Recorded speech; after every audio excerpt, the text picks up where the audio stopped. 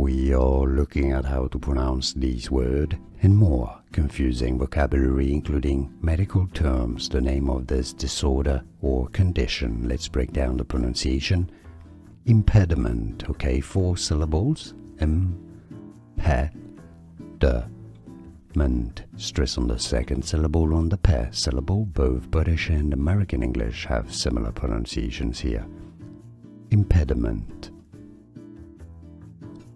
We are looking at how to pronounce these words and more confusing vocabulary, including medical terms, the name of this disorder or condition. Let's break down the pronunciation. Impediment, okay, 4 syllables. Impediment. Stress on the second syllable on the pe syllable. Both British and American English have similar pronunciations here. Impediment.